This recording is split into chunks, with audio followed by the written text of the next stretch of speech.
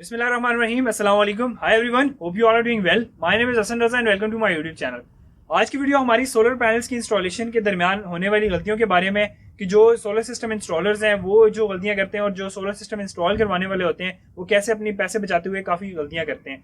तो इन सारी चीज़ों के बारे में आज डिस्कस करेंगे कि हमारे जो सोलर पैनल्स के फ्रेम होते हैं इनमें कैसे पैसे बचा के जो हमारा लॉन्ग टर्म, हमारा 25 साल जो हम कहते हैं कि इस पैनल की लाइफ होती है, उसकी जो हमारी एफिशिएंसी होती है उसको हम कैसे डाउन कर देते हैं अपने पैसे बचाते बचाते। कि भाई हम वायर पे कंप्रोमाइज़ कर लेते हैं, स्ट्रक्चर पे कंप्रोमाइज़ कर लेते हैं, इवन बैटरीज और इन्वर्टर पे भी कंप्रोमाइज़ करते हैं। इसके अलावा जो हमारे प्रोटेक्शन सर्किट्स होते हैं, ब्रेकर्स वगैरह, प्रोटेक्शन वोल्टेज प्रोटेक्टर वगैरह, वो हम नहीं लगाते क्योंकि सिस्टम की जो हमारी नॉर्मल कॉस्ट है वो ज़्यादा हो जाती है। कॉस्ट तो ज़्यादा हो जाती है मगर उसका फ़ायदा बहुत ज़्यादा है कि हमारे पास बहुत सारी प्रोटेक्शन होती हैं। ओवर वोल्टेज प्रोटेक्शन होती है, शॉर्ट सर्किट करंट की प्रोटेक्शन होती है। हम जो वायर्स के लिए यहाँ पे कंडक्टिंग पाइप्स इस्तेमाल करते हैं, हम पाइप के अंदर उनको गुजारते हैं ताकि वो वेदर से भी बची रहें, जो वेदर की कंडीशंस होती हैं। इसके अलावा जो नॉर्मल इधर विजिट वगैरह करने आते हैं या काम करने वाले होते हैं उनको करंट वगैरह ना लगे। तो ये इन सारी चीज़ों के बारे में आज डिस्कस करेंगे। सबसे पहले तो हम बात करते हैं हमारे जो सोलर पैनल्स के स्ट्रक्चर होते हैं इसके बारे में। जैसे कि हम क्लेम करते हैं कि हमारे जो सोलर पैनल्स है वो 25 साल हमारे एफिशिएंट होते हैं, 25 साल उनकी जो हमारी प्रोडक्शन एफिशिएंसी होती है उनकी वो 25 साल की है। तो इसमें जो हमारे पास सोलर पैनल का स्ट्रक्चर है इसको भी हमने इस तरह से डिज़ाइन करना होता है कि जैसे 25 साल हमारे सोलर पैनल्स चलेंगे साथ में हमारा स्ट्रक्चर भी 25 साल चले। तो यहाँ पे जितने भी ये सोलर पैनल्स का स्ट्रक्चर बना हुआ है इसमें हमारे पास यहाँ पे इन्होंने जो आयरन है इसको वेल्ड करके बेंड किया हुआ है। तो ये काफ़ी जगह पे मैंने देखा है कि ये सेल्स के ऊपर आए हुए हैं। तो सेल्स के ऊपर जब शेडो आता है तो हमारी ये स्ट्रिंग जो कनेक्शंस होते हैं इनमें काफ़ी हमारी एफिशिएंसी पे फ़र्क पड़ता है। तो इन चीज़ों का ख्याल करना चाहिए।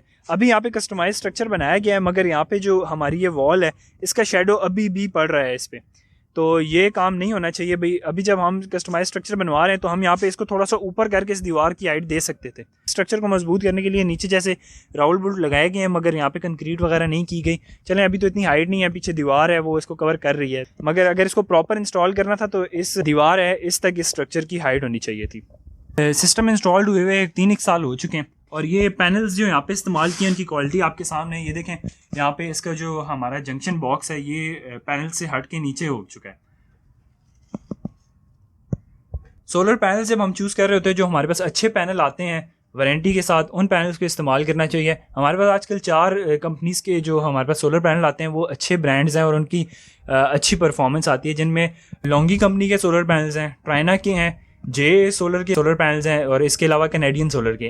तो सोलर पैनल्स चूज़ करते हुए इन कंपनीज़ में से आप सोलर पैनल्स को चूज़ करें और ये इनमें से इंस्टॉल करवाएं क्योंकि बहुत अच्छी कंपनीज़ हैं और अच्छी प्रोडक्ट आपको डिलीवर करती हैं। वायर्स के बारे में अगर बात करें तो यहाँ पे कनेक्शंस में नॉर्मली बस वायर को कनेक्ट करके ऐसे ही लटकाया हुआ था। अभी हमने इस पर टाइज वगैरह करके जो हमसे हो सकता था अभी, क्योंकि वायर्स को जगह जगह से ज्वाइंट करके इनको कनेक्ट किया गया, तो ये चीज़ नहीं होनी चाहिए, प्रॉपर कनेक्शंस होने चाहिए। उसके बाद यहाँ पे कोई पाइप्स वगैरह इस्तेमाल नहीं किए गए, वैसे ही वायर जो है स्ट्रक्चर से नीचे ज़मीन पे गिरी हुई है और इसकी हालत आप देख सकते हैं कि वायर का कलर भी बिल्कुल फेड हो चुका है और इससे इसकी क्वालिटी पे बड़ा फ़र्क पड़ता है। जैसे इससे क्वालिटी में फ़र्क पड़ता है इसके साथ साथ जो हमारी एम्पेयर जो इसमें से गुजरने हैं, हमारा करंट इसमें से गुजरना है, उसकी एफिशिएंसी पे भी काफ़ी फ़र्क पड़ता है। तो इन चीज़ों का ख्याल करना चाहिए कि हमें यहाँ पे अब जब इतना खर्चा हो रहा होता है तो यहाँ पे थोड़े से और ख़र्चा अगर ऐड हो जाए तो अच्छी चीज़ है, आपका जो सिस्टम है वो ज़्यादा एफिशिएंट हो जाएगा। अब अगर इन्वर्टर के बारे में बात करें तो यहाँ पे सोलर मैक्स का इन्वर्टर लगा हुआ है 3 किलोवाट का। PWM इसमें चार्ज कंट्रोलर है सोलर का।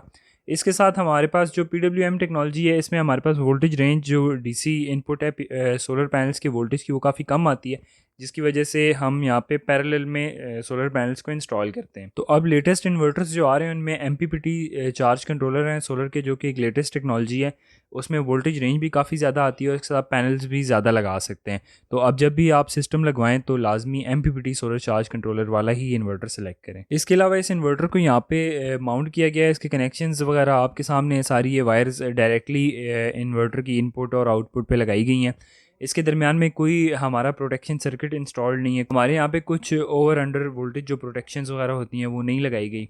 तो यहाँ पे आजकल हमारे लेटेस्ट टेक्नोलॉजी है, अब सारा कुछ अवेलेबल है, पहले नहीं होता था। तो यहाँ पे चेंज ओवर स्विचेस लगाए जाते हैं, ओवर अंडर वोल्टेज प्रोटेक्शन लगाई जाती है। इसके अलावा बैटरीज के साथ अलग ब्रेकर लगाया जाता है, DC ब्रेकर। जो सोलर पैनल्स के साथ होता है वो भी डीसी ब्रेकर होता है, उसको अलहदा लगाया जाता है। जो हमारी एसी आउटपुट होती है, जो इन्वर्टर की आउटपुट होती है, इसके लिए अलहदा ब्रेकर लगाया जाता है। इनके लिए सारा एक डिस्ट्रीब्यूशन बॉक्स अलहदा होता है।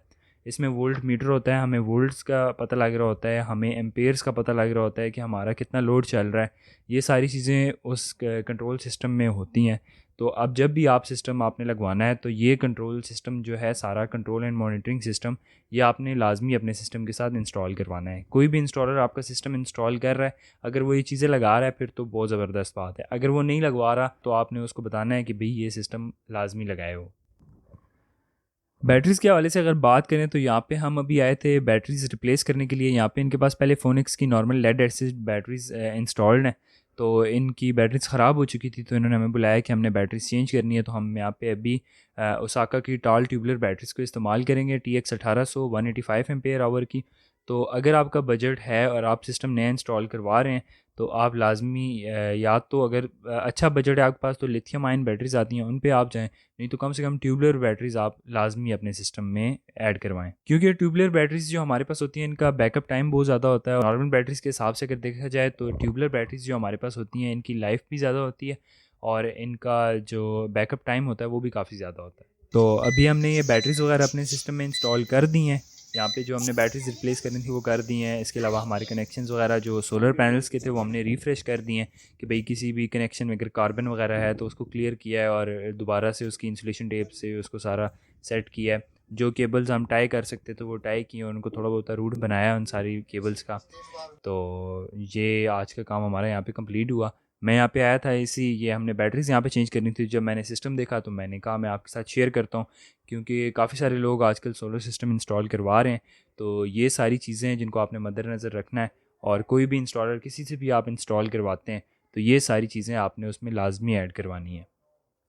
तो ये थी हमारी आज की वीडियो। मैं उम्मीद करता हूँ आपको हमारी वीडियो पसंद आई होगी। अगर आपको हमारी वीडियो से कुछ भी नया जानने को मिला है तो हमारी वीडियो को लाइक करें, और अगर आप मज़ीद इस तरह का कंटेंट देखना चाहते हैं तो हमारे चैनल इनोवेटिव सॉल्यूशंस प्लैनेट को सब्सक्राइब करें। मैं आपसे मिलूंगा अपनी नई वीडियो में, तब तक के लिए अल्लाह हाफ़िज़।